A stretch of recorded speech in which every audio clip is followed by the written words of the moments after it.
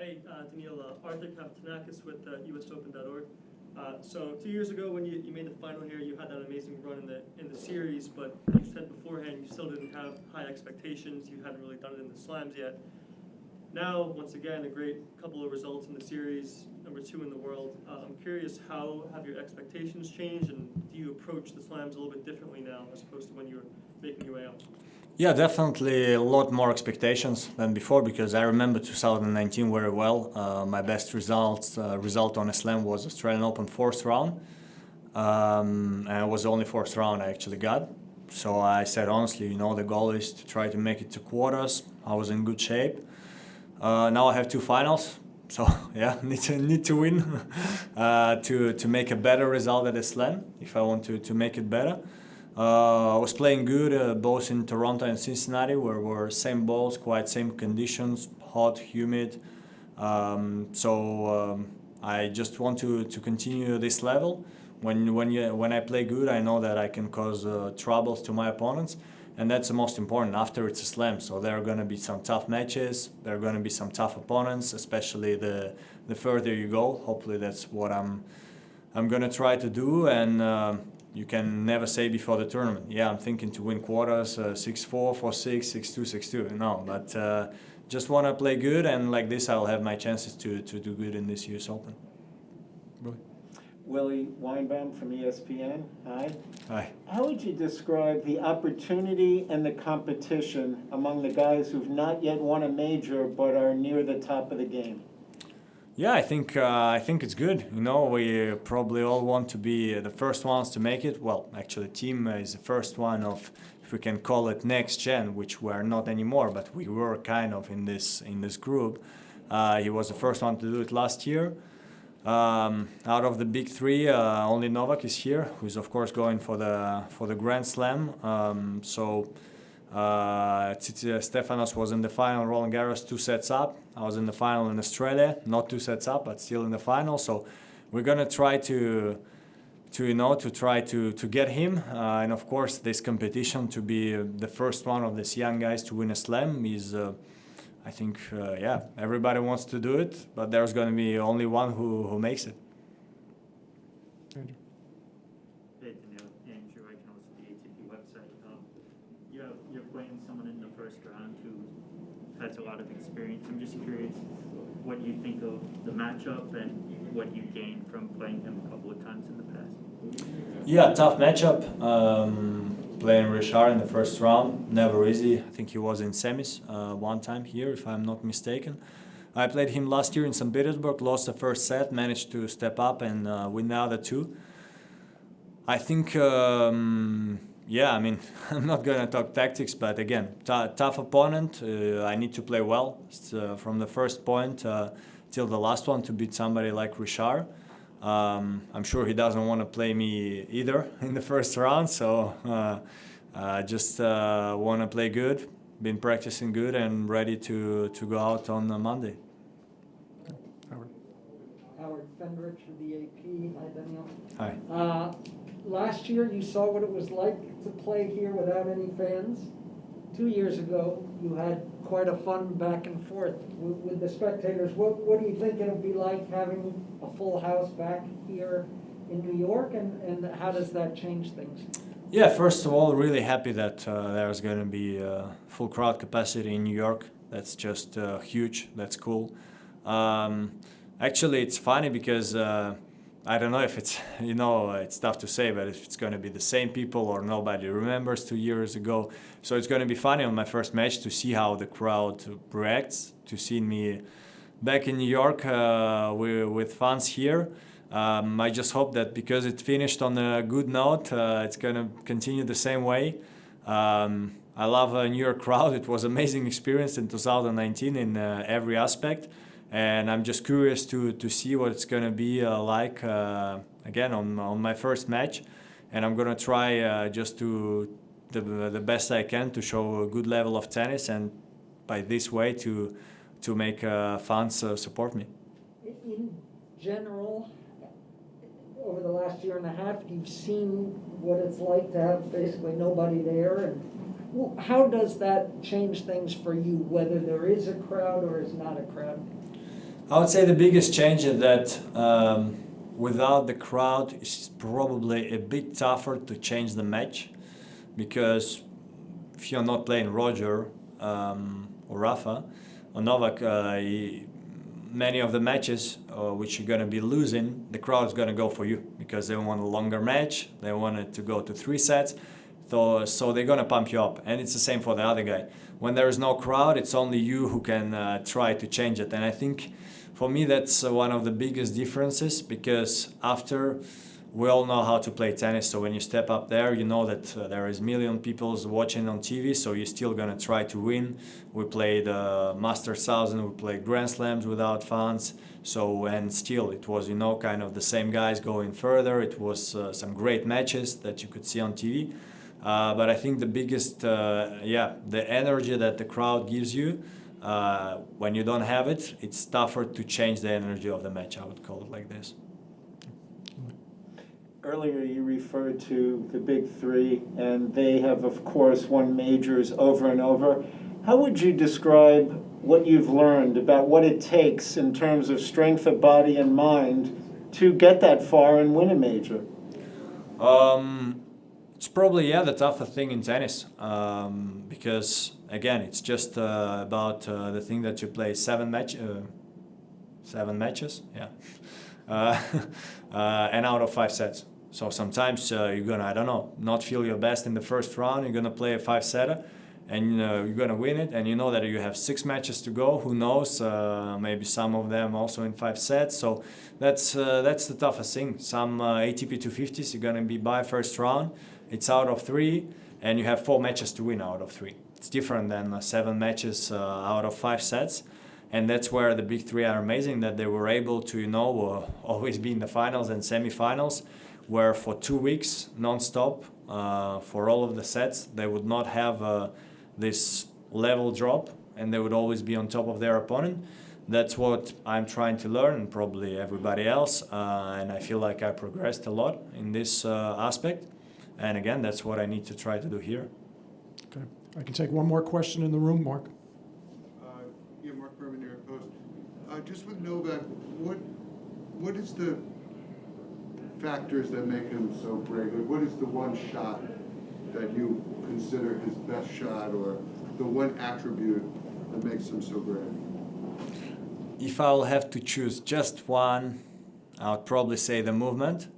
But then, of course, it's everything. I played a lot of matches with him, and it's also normal when you play these top players. Of course, you're going to have tactics, and he's going to have them also prepared.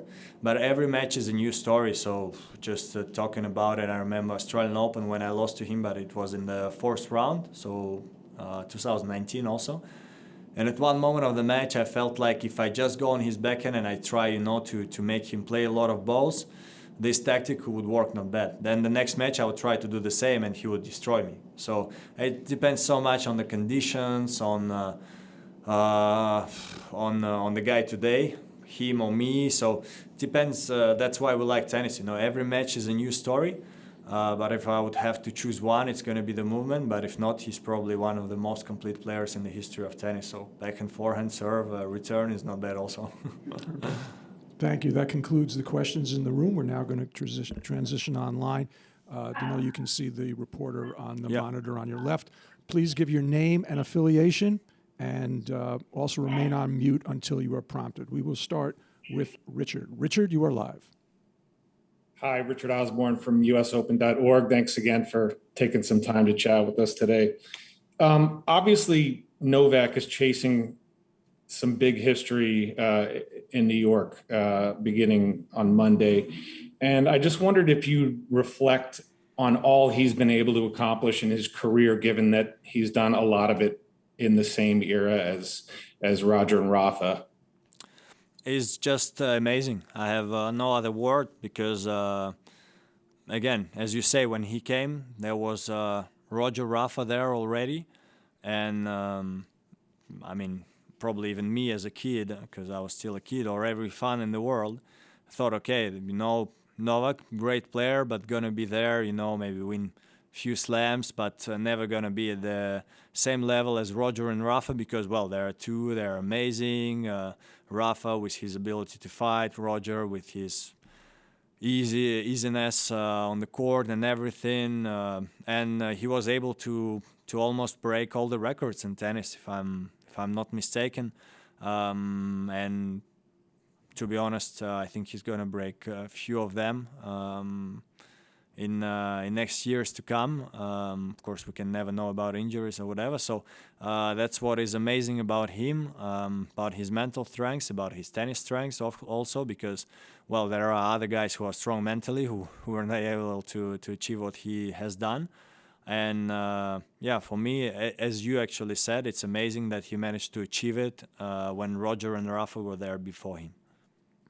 Thank you. Appreciate Thank it. you. Up next, Matt, you're live. Hi, Daniil. I was wondering, is it a sense of relief you get when you get through the clay and grass court seasons and get back on a hard court? How do you experience that? I know you're trying to. I know you want to improve on the other surfaces, but you've had the best success on the hard courts. Do you feel much more at home? 100%. As you said, I know that there is clay season, grass season, that I need to play good these tournaments. There are Masters 1000, there are 2 Grand Slams. I wanna improve. I wanna try to win a slam one day on these surfaces. And I've done pretty well in Roland Garros. Wimbledon could have done better, but I like playing on grass. But as you said, when I play on hard, that's where I feel the most comfortable and confident. I can still lose matches. I don't win every tournament I play. That's completely normal. But that's where I enjoy myself the most. And yeah, that's just how it is. Okay. Once again, let me remind you, name and affiliation when you're called on. Bill, you are live. Thanks, Daniil. Bill Simons, Inside Tennis Magazine. It's so wonderful to watch you play the sport, and it's said that you play like you're playing chess. And you've spoken briefly, I think, about chess in the past. So I want to go on a deep dive, so to speak, on that. Can you just talk about tennis and chess, controlling the center, fast starts, defense to offense, just some mental, anything you can say? Yeah, I mean, to be honest, since I was young, I was always hearing about other players, top players before, or that tennis is similar to chess. So when I'm on the court, I never think about chess, but I'm thinking, okay, which shot do I do next to make my opponent in trouble? And that's what you do in chess, you think about 3 shots in advance. I think that's what a little bit tougher in tennis, because, well, it goes so much faster. So it's not like your opponent made a shot and you are there for 2 minutes saying, okay, where do I go next? But you do this in practices. You work with your coach.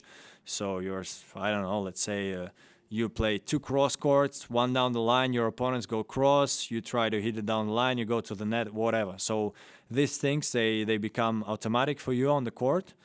And that's why, yeah, many matches, especially in the later stages of slams where it's out of 5, we see some turnarounds, we see some crazy things, just because, yeah, that's what tennis players do. We try to change our tactics. Sometimes it won't work, and we try to make our opponent in trouble. That's the most important thing. Okay. Thank you. Thank you, Bill. Adam, you are live. Hi, Daniil. It's Adam Zagoria from Forbes. Thanks for taking a few minutes.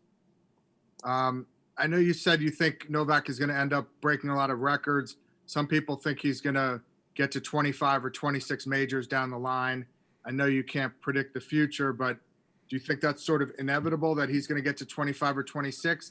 Or do you have confidence that you and Sasha and Steph and the other guys can start to win a lot of majors, now or soon? Yeah, well, since I'm here, I want to say I'm going to try my best to keep it at 20 for all of them. But again, tennis, tennis is about winning tournaments and winning matches. He's very good at it, so for sure he wants. I'm sure Novak wants 45 slams and play till 55. But we're here to try to keep up his level and to beat him. Exactly as you say, he was going for Olympics. Was up a set and a break against Sasha, and Sasha managed to bring on amazing level to beat him, and that's what you have to do against him. And again, we're here to not let him win the US Open. If I talk just for myself, I want to win the US Open. I don't care if it's in the final against qualifier or against Novak. Just want to win this tournament. But we all know that Novak is a very strong player, one of the best in the history, and that's why any tournament he's in, either a Slam or Futures or an ATP, he's a big contender and a big favorite. Okay. Thank you, Adam. Reem, you are live. Hi, Daniil.